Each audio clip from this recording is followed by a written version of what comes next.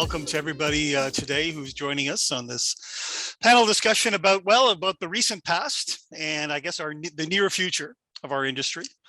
I was reminded earlier today that it wasn't that long ago we didn't really have any need for these kinds of discussions. Earlier this morning I was interviewed for an upcoming article on for Food Service and Hospitality magazine which is national trade publication. I used to work for them in the late 1990s, writing articles on menu trends and equipment profiles and service models and lots of chef profiles. I was reminded that, over the course of about the 15 years that I and my colleagues at the magazine were writing about the industry, the industry was just clicking along. There was kind of steady growth, year to year, not huge, but steady growth. And it was helping to support a thriving community of professionals everywhere. And we could talk about customers that we really understood and could even predict sometimes, as to what was going to happen. But right now, of course, the way that almost qualifies as nostalgia, or a lot of it does these days, especially now here in 2022, because now, given our current workplace realities and the way the marketplace is evolving, it's demanding that we take a different view of what success means in our businesses and in our careers in this industry. So to that end, as you well know, the Chef's Table Society has approached 5 leading voices in our community and asked them to, in turn, give us their top 5 lessons learned and that over the past couple of years, and some sense of the ideas that they think we should be looking at in the coming years. And over the next hour, we're going to hear from everybody, and you'll get the opportunity to ask them some questions. We'll get that. So get those questions into the chat. So we're going to begin in the sector where many of us today got our start in this profession, and that's at Culinary and Hospitality School. So I'd like to first introduce Chef Erin Vickers. She's a passionate advocate for regenerative and evolutionary practices, whether they apply to local food systems or cook training and education. Throughout her career, she's worked in support of the provincial Red Seal program, and she's currently, I believe, on the faculty of Culinary Arts at VCC. So welcome, Erin. Thanks for joining us today. So in terms of your particular sector and education, what topped your list of? I mean, you're all about all about lessons. So, but what topped what tops your lessons learned list from the past couple of years in education? It's been interesting for education in BC. We struggled with a lot of the things that our hospitality industry has struggled with, and that's if you don't have cooks, you don't really have a reason to be there, right? Right. So due to a lot of the current trends in BC and kind of across Canada, a fair amount of what we are doing involves international education. And with that, there's a very large percentage of international students that come in and feed our schools and institutions in British Columbia. So as soon as the borders close or there's a pandemic or people are sick, those walls are closed, and it's terrifying, because if you don't have international students arriving, you don't have schools full of students. And if you have no students to teach, then instructors do not have jobs. And in places where there's private institutions, that's there's a little bit more freedom and they're in different situations. But for government funded institutions, for everyone to kind of look around and think that maybe they may not have a job, it's an interesting position to be in. So there were some very interesting times for education in BC, for sure. For sure. And of course, culinary education isn't something that you can just easily move online. Right? Super not. No, you're not. I mean, some of it, sure, but the experience of, being in the kitchen and having somebody work side by side with you, that's a big part of what this is about. So yeah, that kind of just amplifies the challenge. Yeah. So given that, what would you like to see happen? What do you think is going to be the impact moving forward? What kinds of things do you think or how will education need to evolve in the next? I mean, one of the things I love most about BC is that we really have a amazing community of educated individuals in hospitality and also in culinary and hospitality education. So we're lucky to have, like I affectionately call them bruisers, people that are just super talented and incredibly educated and very hardworking. And we have the right people in the right places to safeguard our education programs in BC. And they're fighting really hard for that to continue.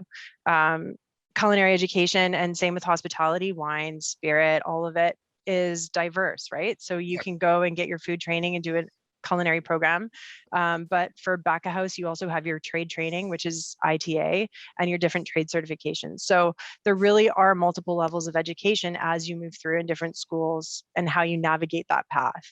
So with the pandemic, all of that was obviously largely affected. And I mean, the outcomes are like our cooks are our greatest investment, right? Like we have nothing if we don't have them. And I think the pandemic really gifted us an opportunity to take stock and look at our educational programs and kind of reevaluate what's happening, what's happened in the past, and where we would like things to go. And from my positionality with VCC and the work I've done with ITA, and also, doing work with CTS and the DOMs, there's a lot of people that believe deeply in the educational systems that we have and how we can move those forward. So I really, I'm excited for the future. I think we're fighting hard to reevaluate and redefine educational training in BC. The ITA is doing a complete change of and a look at their systems, which have been in place for a very long time. There's people that are being incredibly creative, starting to look at micro certifications, integration of trade training into institutional delivery. There's a lot of higher level education. People are starting to talk about diplomas, degree programs coming to British Columbia. Our CCC Chef de Cuisine program is another one that might be coming to BC. There's a lot happening, and I really think the majority of that is being stewarded back to include more biology, more holistic stuff. So although we have the technique and training and education that we've always had, people are fighting really hard to have a return to the land and our stewardship, our protection of our natural environment. And cooks and hospitality people we work with products that come from BC that we work very close to the land. Andrea Carlson is a great example. Yep. And with that, chefs are a close community, as is hospitality, and we're really great at communicating and banding together and fighting for the things that we believe in. And I really believe that like regenerative practices in support of our local farmers, our local wineries, our independent producers, like we have everything we need to safeguard those areas of industry and keep them safe. And I think including all of that into our educational systems is starting to happen, both at trade levels and institutional levels and in the private sector. So there's a lot happening that's really good. That's great. That's great. No, that's very. I think you're absolutely right. There is lots of opportunity all over the place, and I gather so. There's going to be in terms of just quickly in terms of in terms of supporting those efforts. Is there anything in particular that the rest of us in the industry could do to kind of support this innovation in education? Are there ways? Are there channels that we can talk to you and participate in this? Yeah, I mean, like anything, education and the businesses, that they work hand in hand, right? So we train all of the students with all the things that everybody in industry needs them to know, so they don't injure people and they serve your food and it's beautiful and awesome and they can show up and hit the ground running. And you guys then in turn tell us what we need to do to include in our programs to make them awesome so that you get what you need. I think it's hand in hand. I really believe that moving forward, the Red Seal program is going to be kind of a necessity. The majority of institutions in BC are including it into their educational delivery. So a lot of the colleges and the ITA assessment sites that are the larger scale colleges throughout the province have this included. So the majority of culinary students, both international and domestic, are graduating with a certain level of ITA completion already done. So if you want cooks to come into your kitchen and you want to be one of the restaurants that is well fed with that activity, cooks are out there. We're putting out 20 a month, 200 a year. There's multiple colleges and institutions throughout BC, and they're all looking for places to finish their Red Seal program. So that's, for local businesses, that's definitely something I would focus on. Great, job one. That's first top priority. Okay, thank you, Aaron. Thank you for that, and thank you for joining us today. Now I'd like to open the floor to Samantha Schofield, whose copious talents in communications and marketing, I'd say they're copious. Many of us in the local industry have come to appreciate. She's also schooled in arts and design, so Sam has always had a keen eye on what's working and not working in whatever she looks at, but particularly this industry as well. And of course, she's had a front row seat on all the recent events as the program manager for the BC RFA, or the BC Restaurant and Food Services Association. So I'm sure she'll have a few things to say, as she does so well. Welcome, Sam. You're muted. There you go. I'm off mute now. Okay. Thank you so much, Andre. I think many of you know that I was, and many of you were actually on our restart committee. And one of the things that we did sort of at the beginning of the pandemic was when we were starting to look at where we would have a restart committee, and we talked to some industry folks and sort of start to suss out what we needed to do next. We had a plan for a meeting on Tuesday morning at 10 a.m. Well, at noon the day before, Dr. Bonnie opened her mouth and said, "We'd like to hear from industry about what they want." And so by 10 o'clock the next morning, we didn't have 12 people on the call, we had 70. And we had over 700 units represented, and we were trying to sort of suss out what it was that was possible in terms of the national, international landscape that we could then bring back to British Columbia and put in a wish list to the government about what we think would be possible and what we would like them to do. And many of you who were on those calls will tell me that I was kind of mean, because people would say, "We don't want to open at 50%. And I would say, "Well, people, the other choices are 25 and 30%. So 50% is looking pretty good right now." And people didn't want to have chairs 6 feet apart.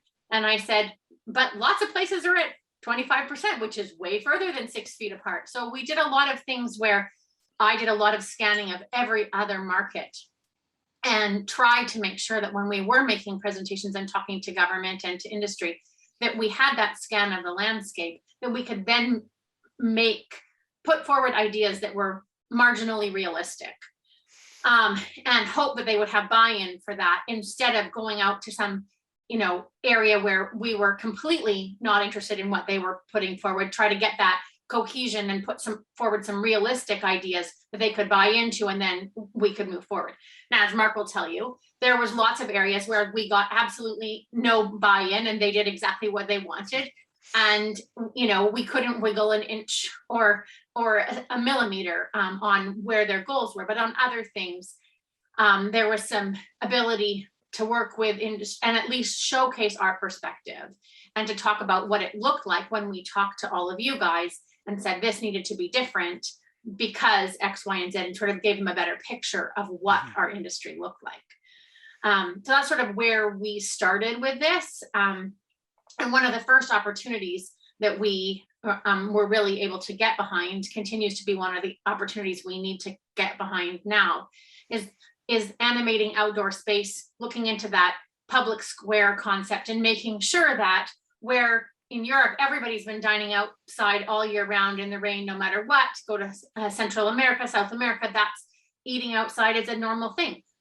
We haven't been able to animate our streets in the same way. And after sending letters to mayor and council of every single jurisdiction in British Columbia, with our partners at Able and Mark and the beer industry and the wine industry, we sent out saying, okay, you guys have got to be flexible, and you've got to come up with some patio ways that make animating outside an opportunity for people.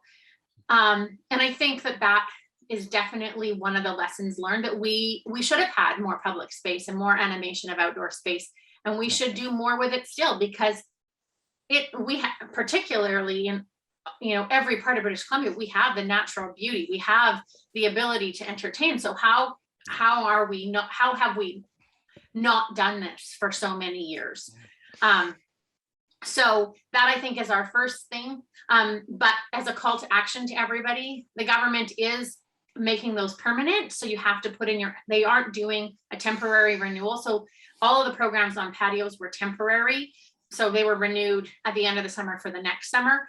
They've now put it in that they want to expand the red line areas outside as a permanent thing. So if you haven't looked at expanding your outdoor area as a permanent application, Mark's nodding his head. So definitely get those applications in because they're willing to do it. And I think we need to make sure we push them to make that a reality where we can do more. Yeah. So Sam, I mean, that's one. That's a been a key pivot, if you like. There's been lots of pivoting going on in the past couple of years. So what other things do you see as things that are going to be, either will or should be carried forward as out of this in terms of in your discussions and communications with the members and operators across the province? What kinds of things do you think should be carried forward, given the kind of recovery we're facing in this industry? I think the next one is the combination of locality and neighborhood. So what are we doing to support, talk about the message that when you support restaurants, you're supporting farmers, fishers, winemakers, brewmakers, distilleries, all of the different industries that we bring together under one roof. So the employees, the different consultants that come into the businesses, all of the supply chain stuff. So I think there's a really important thing about talking about local pride through the restaurant channel and the big footprint we have, but at the same time, thinking about as a business, our own locality, like how are we making sure that we're connecting with our local community? So I was talking to an operator who owns Indian restaurant in Tawasin. Last Thursday, I was out visiting with him and getting his ideas of what's going on. And he said, they have been exceptionally lucky because they had always had their market be people who live nearby the restaurant. And so they were able to successfully pivot to some takeout. They've actually got some of their own staff driving to the houses to drop off the food because, again, they serve a very local area. If you were in a downtown area where a good portion of your business came from people coming in to work, going to towers, there were towers that went from 8,000 people going up the elevators in a day to 80 people going up the elevator in a day. So in terms of how we market ourselves, we have to look at that locality and see if there's different opportunities to market to the people that are closer to your business. And if closer means from Comox to Campbell River or Comox to Nanaimo, or from downtown to Yale, different parts of downtown advertising in Yaletown to make sure that people are, who are living in Yaletown walk the extra couple of blocks to a restaurant that's outside of what they would think of as their neighborhood. So I think that double message on locality is really an important message to look at how people see us and how we reflect on what's good for us. Good. Okay.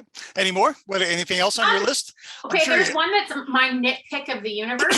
Okay. And sure. Mark and I laughed about this the other day, which is the number of places that, due to our own tiredness, don't have the right hours on their website, the right days that they're open, the right menu for takeout. So they have the menu for the restaurant on the website, but the takeout menu is actually different than the dine-in restaurant menu. So getting those details right. And if you have a social media channel and you're not using it, close it down. If you have a social media channel, you need to be using it. And if you don't use it, don't use it. Get rid of it. Yeah. Who cares? But one of the nitpicks that we get from people when people are calling us is, well, restaurants aren't trying hard enough. I go, restaurants are trying hard enough, people. We're really working hard. But there's some of those little details that make people have the opportunity to be bitchy. And making sure your menu is the right menu online, making sure you have your hours right. Like, it seems so, small in terms of the scale of thing, but in terms of somebody who's just finally going back to dine out in a restaurant and they go to the menu and they can't find what they're looking for, we want to really help that happen. In terms of the only, so where we're going, we still have a large number of people who are only comfortable doing takeout. So I would say we did a dine around Comox Valley, and we just did a little post survey. So I have, useless, like in terms of how small the survey was, but in terms of the results, it's sort of interesting. 66% of the people that responded to the survey about Comox Valley Dine Around still would have rather gone and gotten takeout than go into the restaurant in a small community on Vancouver Island, which is relatively safe with relatively low cases on Vancouver Island.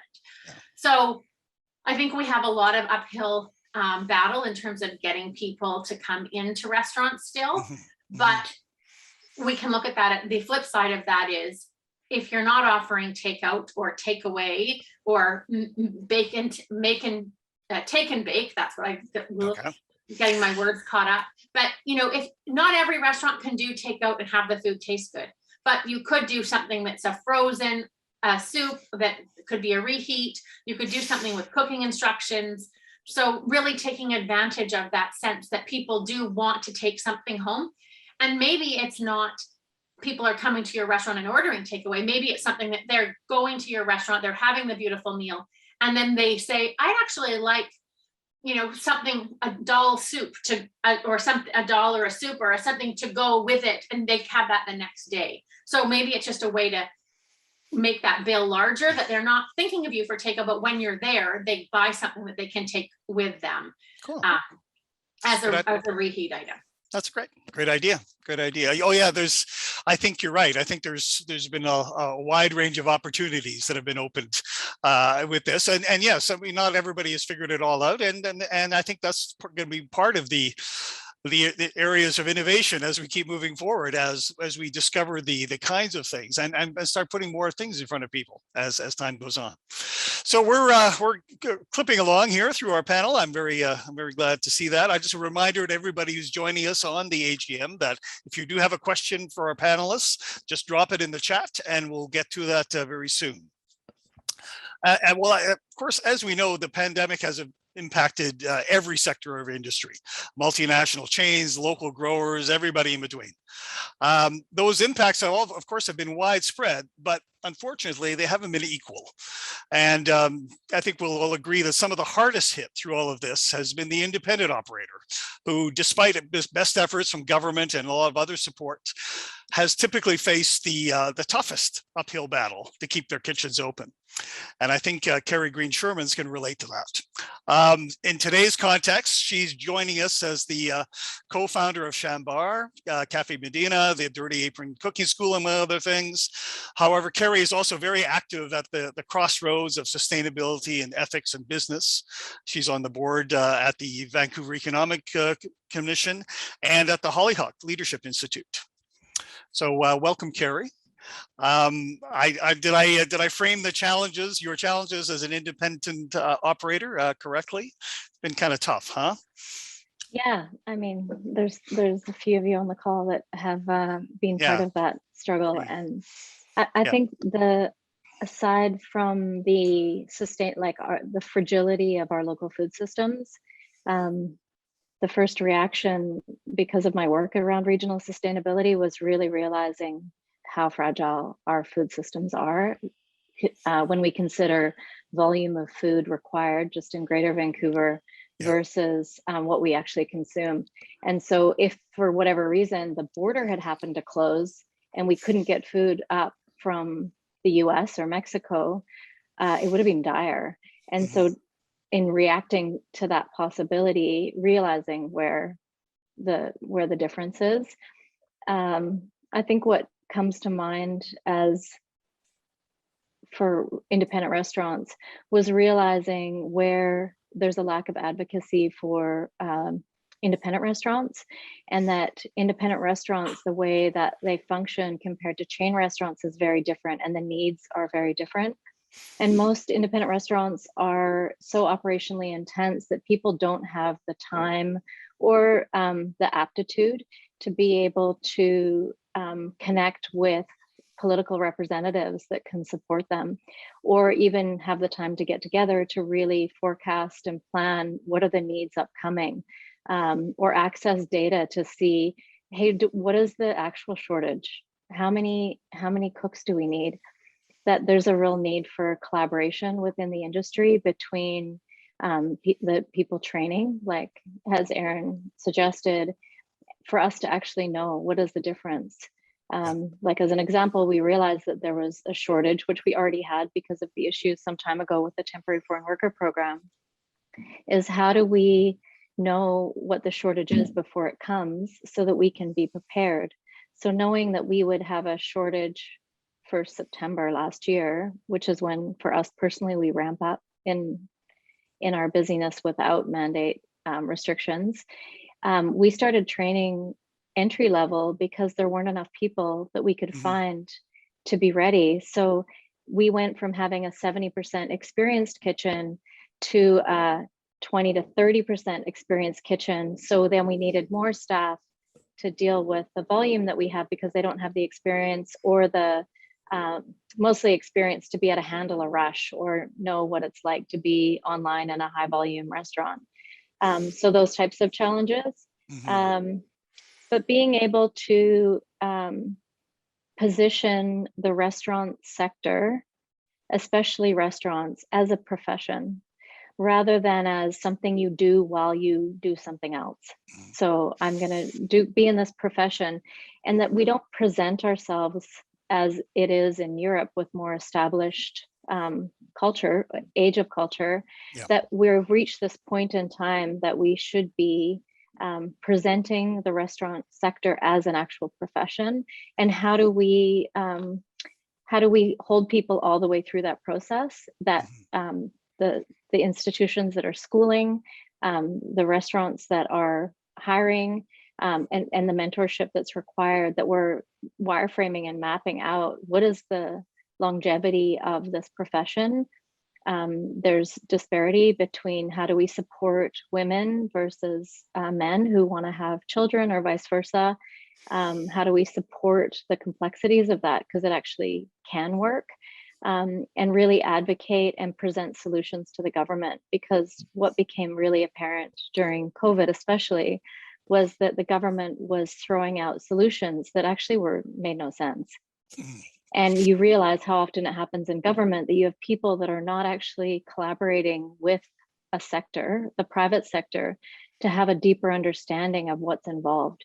So how do we create those trusted relationships that aren't a sector just screaming at people in government to say, why aren't you doing something about this? And how do we actually look further down the road and forecast what's needed so that we can present, this is the solution and this is what we need to get here. This is how we need help. So how can we work together to get there? And I feel that that is happening on a bigger scale for larger industry sector like chain restaurants, because there is the ability to, just from a time perspective, as one instance. So how can we do that to support? They have and HR also, a lot departments. of people that start restaurants don't have the financial aptitude or the business acumen to be able to have those relationships. So how do we mentor people up and help support them to be able to make sure that the message is consistent? Because the separation between permitting, that a bar is actually a restaurant that has to serve food, and the only reason they serve food is to be a bar, when actually, why don't we have a separate category for bars versus clubs and restaurants? And a lot of the mandates that we received that were so harsh on independent restaurants were not appropriate, because what they were doing was singling out bars and places that operated as bars that are actually permitted as restaurants. So how we actually need that designation to exist, so that restaurants aren't grouped together with bars. Oh yeah, there's a lot to unpack out of all of this. But it seems like you were saying that although there was dialogue through this process, not all of it was effective, and that you seem that like you say, it's always a challenge for independent restaurants to understand, to get, like you say, to have the right kind of information and data that they need to make good business decisions on. That's whereas larger operations and bigger chains can have the resources to be able to access that information or maintain that kind of information regularly. It's a challenge for an independent restaurant. After this experience, which really kind of, I gather, really focused a lot of this for you, what kind do you see a kind of model, or is there anything that emerges from you to say, if this kind of mechanism or organization was in place, that would be the right kind of that could be the supplier or the conduit to for dialogue between the independents and government and the rest of the system? There's something. Yeah, absolutely. I mean, I have to give a lot of credit because, like Samantha, I mean, you personally put in tireless hours being on the provincial task force to be able to try and navigate through this. I mean, just as an example, the calls for the task force that was put together to work with the province, like the emergency task force that was put together, as an example, there was 6 independent restaurants out of 60 representatives.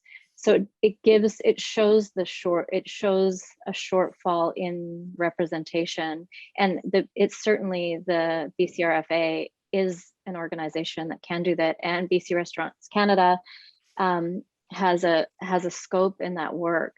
I think the challenge is being able to get independent restaurants to participate, owners. How do you do that? How do you give them the space and time to do that? They generally don't have time. So how do you engage with independent restaurants unless there's someone that's actually supporting and listening for them to be able to do that you can show up and say what's happening, but you don't have the capacity to actually do the work, to write the letters. And so I think because of COVID, it showed that disparity and the gap of representation. And I don't think that it's a fault of anyone. It's just the way it is because of the reality of intense operations of independent restaurants. Yeah. So how we tried to fill that gap was we invited Shauna and Robert as representing Chef's Table, and we invited Neil as representative of the BIAs. And so we tried to get not just independent operators, but people who represented a group of independent operators, because that way we could get their feedback, and Ken as representative of the independent craft brewers. So we tried to come up with ways when we couldn't get those individuals to get people who could represent groups of individuals. Yeah. Yeah, well, that's true, and I don't think there's the like you say, the representation is part of it, but as Carrie is mentioning, I think we still need some solutions, right? There are still things mechanisms that we need to improve or work on to say what's going to be able to enhance, what's going to give the independent operator more capacity to be able to deal with these things or on some level, right? I don't know what that is. But those are the kinds of things that this industry has struggled with, for a long time. But I think now that things change more dramatically and more drastically under our feet, and that's not likely to change, unfortunately. Moving forward, we have a lot more challenges coming to us in the future. So this kind of nimble, adaptive, resilient business models we need to figure out how we're going to do that. And I think that's certainly a message that seems to be coming out across not only in our industry, but in many other industries as well. It's like those are kind of the marching orders moving forward, is that we all have to get better at being responsive and supportive, collaborative in making all of this work. So Carrie, that's terrific. If you have any other points that you'd like to make, I know you probably do, but do you have something that you'd like to add? I mean, in terms of your own operation, like what are you and your team going to be focusing on in the next year or two? What kinds of things that you've learned within your operation do you think you'll be carrying forward or looking forward to expanding or whatever in the coming time? Yeah, I mean, as a sector in general, the increased labor and food costs, which are really, I mean, as we see in the menu pricing increases, like if I look back, we've been in business 17 years, and there's been this incremental rise. And then in the last 5 years, it's this huge spike. And there's you get to a certain point, which we've reached. You can't cut costs, and you can't save money unless you're willing to cut on quality. And when we're trying to connect with local farmers and trying to really develop these relationships in a more meaningful way, it becomes harder and harder to pass on when you've drilled down your operations to be as tight as they can, to be able to then pass on the additional rising costs to the customers. And unfortunately, a lot of not so much with labor, because we absolutely, for the cost of living here, the basic wage that people need to have, naming the whole tip thing of people work in the sector from the front of house and partially back of house, that the wages are subsidized by the tip pool system, which then gives us actually exceptional service compared to places like Australia. If you've ever been there, the service is terrible but they're getting paid, 20 something an hour. So there's some things that we should be just like sitting down and figuring out and working out. And I also just wanted to mention that from the perspective of independent restaurants not being represented, like, for those of us on the call, we have a privilege just to be here on these calls and have memberships with BC Restaurant Association. But the restaurants that struggled the most and that we saw the largest permanent closure was the mom and pop shops, like the small ethnic restaurants. They don't have the technological aptitude to even know what's out there, to find out what subsidies are available. And so there's a huge portion that are also a cultural contribution to our cities and towns that there's no support or communication with. And we see the number of those that are gone. That would be, we've lost a big, and what has happened to those people, and how are now they earning an income? And they're often first generation immigrants to Canada. So there's a net there that's missing that I don't have a solution for, but certainly that's something that could be tabled for the support. Yeah, thank you. That's a very good point, and thank you for sharing all of that with us, Carrie. So another reminder, we're getting close to the end here, so if you keep those questions coming into the chat. And but now we're going to swing the picture wide open, big panoramic view, the national view, with our next panelist. Many of us here appreciate the decades now of support Mark Monchelowitz has offered local operations as the Western Vice President for Restaurants Canada back in the CRFA, back when Mark was starting out. Like Sam at the BCRFA, Mark and his Restaurants Canada team, of course, have been on the front lines through all of this. And you might remember last year at our AGM, Mark joined us with Warren Erhardt, from President of White Spot, CEO of White Spot, who was just about to join a federal government task force, a working group, looking for solutions for operators across the country. So that work has continued, and Mark has kept an eye on everything. So Mark, what's on your lessons learned list? What kinds of things have you learned, or from at the national level that you want to share with us? Thanks, Andre. Both at the national and the local level, and it's a perfect segue actually with what Carrie was talking about, because what I think a big takeaway for me was in the last 2 years is just the importance of government policy in a pandemic and how that impacts all of our lives. Doesn't matter what sector of the industry that you're in. And of course, what it also showed is, those that were nimble and looked for new revenue streams and could adapt their businesses with whatever the restrictions were, survived. Those that didn't, couldn't. And of course, debt loads, there's all sorts of different circumstances that would go for it. But it's a really, it was a really challenging 2 years. And one of the things that I was really disappointed with in the last provincial budget is where and I don't even know where they came up with this number, is that somehow our industry's grown by 2.6%, when in actual fact, our industry is down by more than 10% since pre-COVID. In the full service dining segment, we're down 14%, caterers down 30%, drinking establishments down 29%. So there's still some big hangovers there, and it's going to take a long time for us to recover and get back to profitability.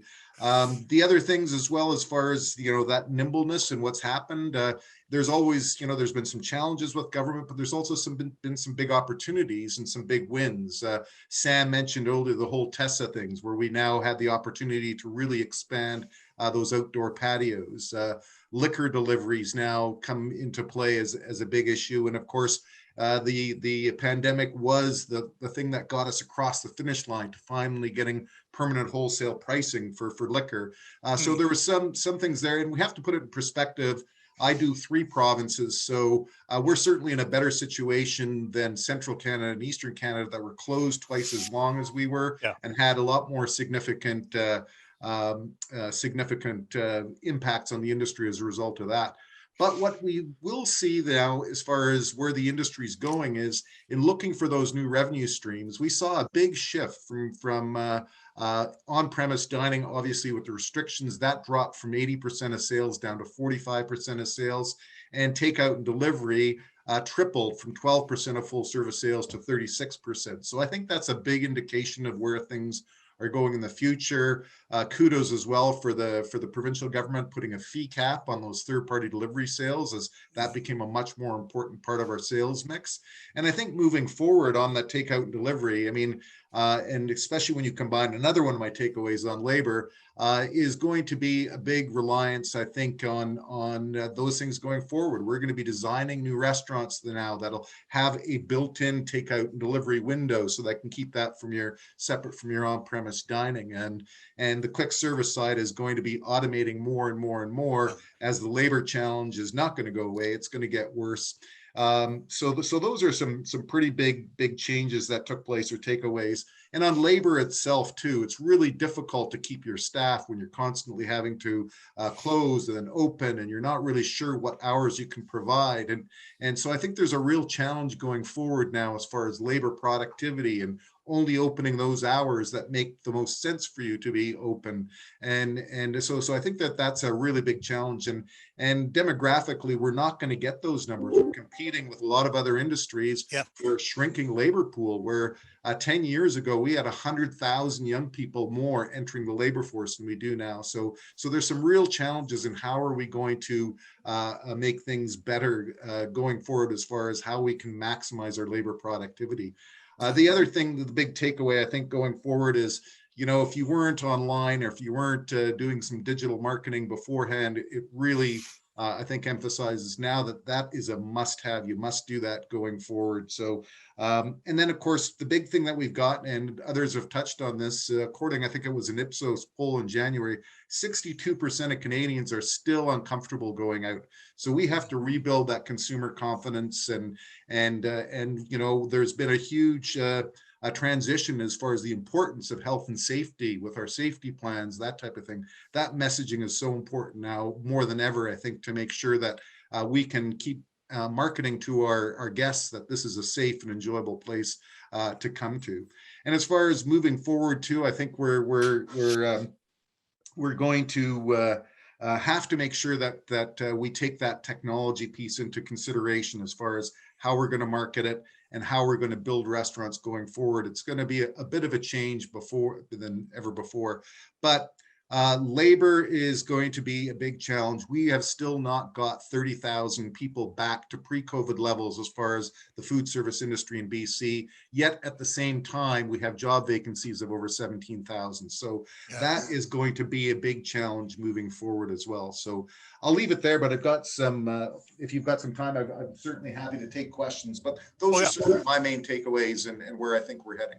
Yeah, thank you. Thank you. I think you're right. I think you summarized it well. I mean, some of those numbers are, sobering, and I think you're right in that there's it's going to take a while. We've all heard that from everywhere across the sector. No matter what sector you're in, this is going to take a while to recover. There's going to be a challenge. The challenges are going to live with us, even though we're not completely out of the woods, with the pandemic yet. You know, it's still going to take a time to kind of get back on track. Exactly. And just one more point on that, I think as well, and it was mentioned before. Suburban restaurants seems to have fared the best, whether you're independent or chain and everything like that. The downtown restaurants, because of the work at home things, and the resort areas and sort of the rural areas of the province have really been hit hard on those labor challenges, worse than others. So it hasn't been even across the board. And the quick service segment of the industry has actually done okay. They've had 1% growth, but challenging times ahead. You bet. You bet. All right. Now, in the kind of an ironic twist, the closer of today's panel is one of the most open-minded people I know in this industry. Her decades of success will attest to that. Meera Dalwala is, among many things, a self-taught creative chef who's kind of erased some of the traditional boundaries within Indian cooking, mostly for the Vidges group of restaurants. She's also one of Vancouver's most prominent promoters of women in business and action on climate change and sustainability. And the Chef's Table Society is also pleased to count her among our ranks. And Meera is joining us today from lovely New York City. Over to you, Meera. Hi, everybody. Thank you.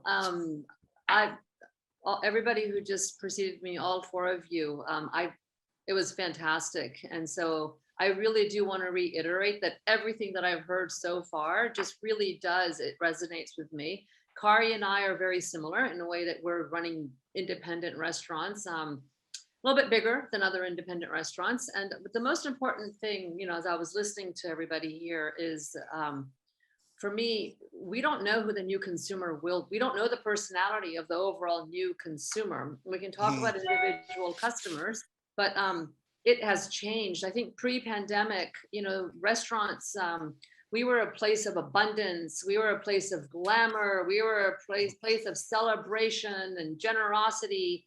And, you know, we didn't feel the need to, I guess, promote ourselves as we are also intelligent business people, right? We need to be taken seriously as we have brains besides our cooking skills. Especially for the independent restaurants. So for the lessons learned from me, you know, you talked about women in business, and Kari had talked about like the mom and pop shops and, you know, new immigrants. So my entire kitchen staff is all first generation women, immigrant women from India. And that's exactly the fear that had happened at the beginning of the pandemic, just not figuring out, because they're the ones running Vidges. I don't want to say I'm in there every single day. You know, I teach them, we get the recipes going, then I'm gone doing my other stuff. And I really do wish to reiterate firsthand what Kari had said, that let's just say I was not a part of Vidges. The food wouldn't have changed, right? The food would not have changed at Vidges if I had not been there. But Vidges wouldn't have been able to function because, again, the access for my kitchen staff, they wouldn't have had access. They wouldn't have had the language necessarily. They aren't necessarily part of the club.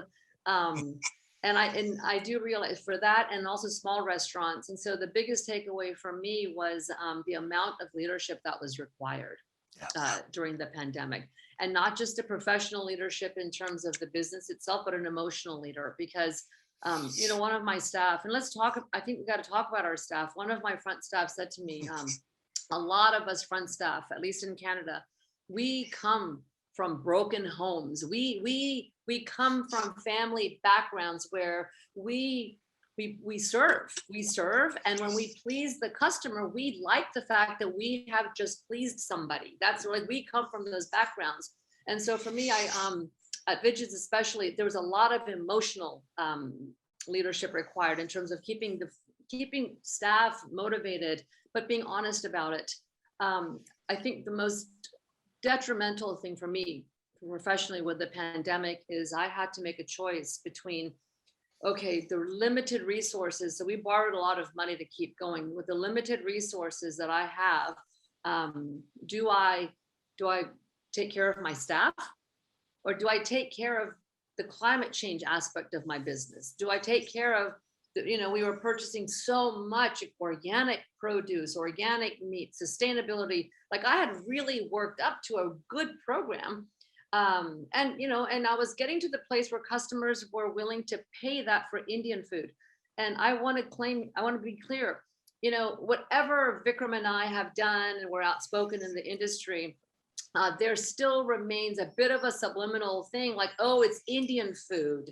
Oh my goodness, $32 for Indian food. And, you know, it's really frustrating because you go to other restaurants and you're seeing charges of $36 for the same thing, but it's not even an organic piece of meat, right? So for me, there were tiers. There were a lot of tiers for me of what do I do? I care about the people at Vidges. I also care about the program, you know, the state sustainability program, but I can't do both, right? I can't do both. Should I do both? It was so, my big fear is to save the business, right? To overall save the business, the sacrifices that were made. Turns out I didn't have to make very many in the end because I mean, you know what, the owners chose, the owners chose, okay, you know what, we don't need to make anything.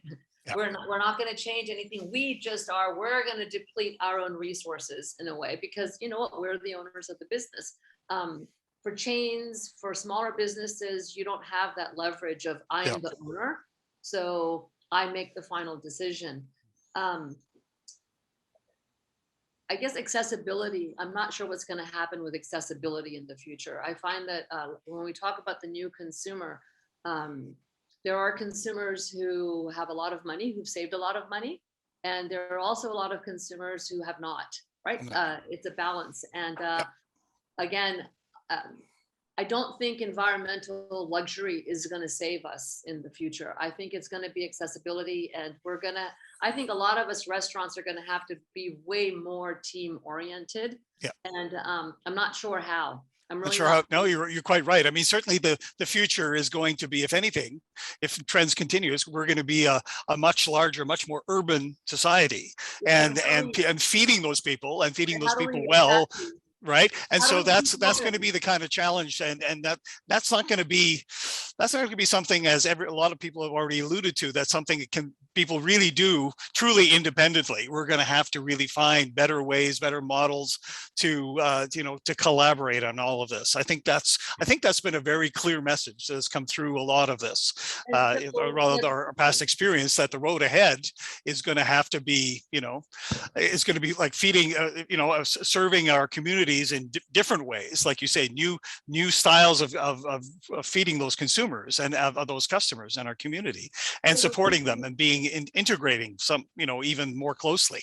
Right. So the one thing I'd like to add to that is that, as a takeaway is, again, there's going to have to be a team building. There's going to have to be some input from the outside. How do we keep the less expensive restaurants open with produce, regenerative, sustainable produce, as well as the restaurants that are still serving it but charging $42.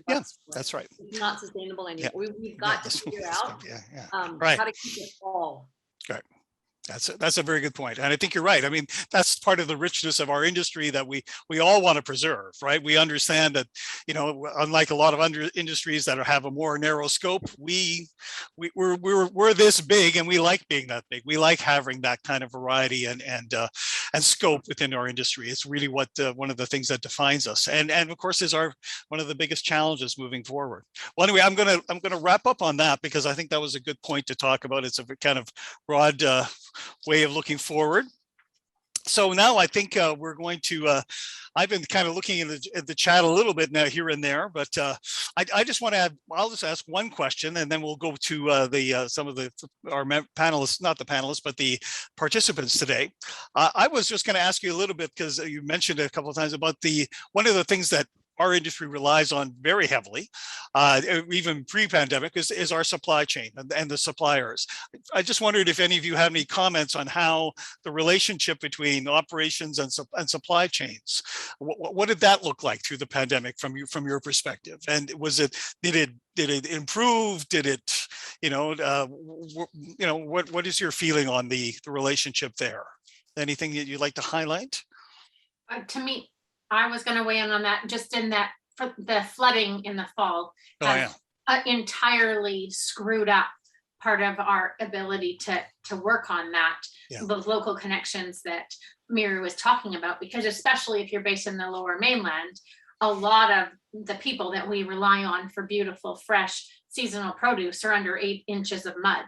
Yeah. And how we recover from 2 years of just garbage in terms of going into restaurants and then not knowing what crops are going to be able to be grown and what happens with the food is, we sort of have gotten ourselves into a major double whammy that we need to look at and really be aware of what's happening on that agricultural side, because that isn't impacting yet because we're not in the growing season. But the second we get into the growing season, we have to be aware of that, because that stands to be a complete nightmare. Yeah. If I could just add to that real quickly, I think as well what the flooding and everything did in some of those restaurants is it forced them to actually re-examine their menu items when they were shortage things. And I think there's an opportunity there to maybe really focus your menu a little bit more to those popular items, those profitable items, especially when you take into consideration that menu inflation, especially for certain commodities, fruit and veg, meat, etc., is going to be going up another 5.5% in the following year. So I think that really helped us refocus on our menu offerings and moving forward, and maybe make that menu a little bit more strategic. Yeah. One of the themes, I was just going to go looking over the chat, one of the themes that came up a lot, and I don't know if it's really questions, but there seemed to be a lot of discussion about the foreign worker issue, and because that's always been an issue, and certainly it's been impacted significantly in the past little while.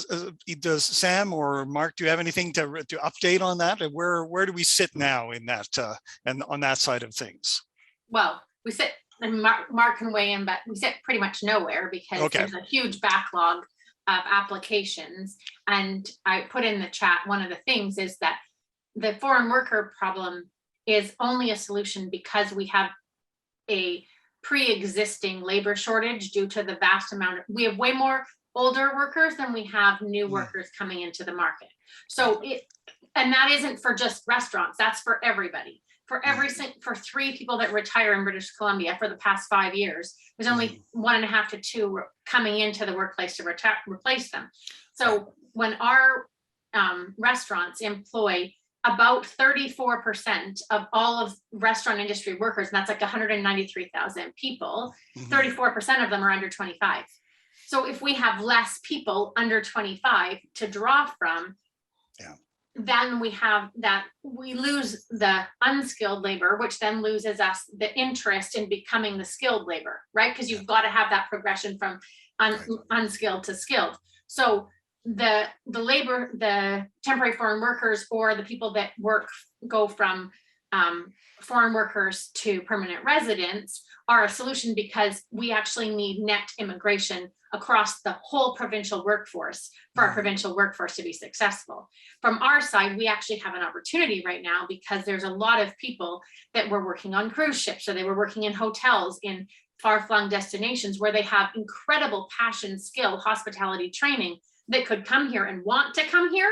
We can't get them here because there's a backlog on the processing part of it. Yeah. So the only marginal pandemic upside of foreign workers is that there are people who want to come and work in a more stable environment instead of going back to a cruise ship or an international hotel. And we have an incredible draw for our destination. We just can't process them fast enough to get them here. And the other part is that the sector application process is for each individual person, you have to fill in the fact that there's an actual shortage, where what Mark and Carrie were saying is, why aren't we able to do that regionally? And we've been harassing them on that since 2018. We just lost the focus from anyone listening to us from 19 to 21. So now we're at the point where there is some renewed focus on listening to the fact that we've been saying this for 4 years and talking to ourselves. Hallelujah. Yeah. So, and just to add again to what Sam was saying, yeah, the group that you mentioned, Andre, our national sort of food service advocacy committee has been working on this labor piece. We have more than a dozen for anybody. I think it's up on our website, or if not, you can get it from me. Well over a dozen recommendations of things that we need changed. We need a hospitality stream of immigration similar to what agriculture has, that recognizes the unique attributes of our industry, the seasonal nature of it, the part-time nature of it. So that's a big thing. But the other thing that I think we need to do more of is taking advantage of those new Canadians that are here right now. A lot of us in our marketing for labor are just basically doing the ads, doing the old way of doing things, where I think we have to more proactively dig into these NGOs that have the new Canadians coming into them to try and access some of those new Canadians that are coming in, and utilizing some of those underrepresented employment groups. So I think there are staff there, but I think we have to be a lot more diligent and spend more time in trying to find those people that are. Yeah, I agree. I think there's, and again, that comes back to this industry learning to do some, learning to do some new tricks, because there's a lot of things that, there's a lot of traditions in this industry that we uphold and that we treasure. But, there is the way things are changing. We really do need to be thinking about new ways of doing things and more inclusive ways of doing things and all of that, right? We need to take a bigger view overall. Well, anyway, I want to thank you all. We're out of time. Go ahead, Miru, one more time. Sure, go for it. That I want to stress here is that, we talk a lot about post-traumatic stress, right? I think the next meeting needs to be about the post-traumatic growth that we've had. Yeah, that's a very good point. And yes, we should do that. So anyway, I thanks to you all, for panelists, for being open and honest and sharing your experience with everyone on the call today. And on behalf of the Chef's Table Society, I want to thank you for this. This recording will be available. Oh, I see Jamie holding his finger up. What are you saying, Jamie? Andre, I just wanted to thank everybody today for sharing. I just posted, I said it was passionate and fact-filled. There's lots more to learn. I know I have a list. I've had the advantage during the pandemic of spending time in other jurisdictions, especially California and Arizona. It won't make anyone feel better to know that in Arizona, where more people have died than in all of, almost as many people have died in Arizona as in all of Canada. There are multi-generational households dependent on the restaurant industry, whether farmers, servers, kitchen staff. It doesn't make me feel any better to know that they had shutdowns, they would open, shut down, open. It was even worse than we could imagine. I learned a lot from this process, and I want to thank each of you individually for the interviews I did with you and for participating today. It's meaningful, and when we distribute this recording to more of our membership who couldn't be with us today, thank you very much indeed.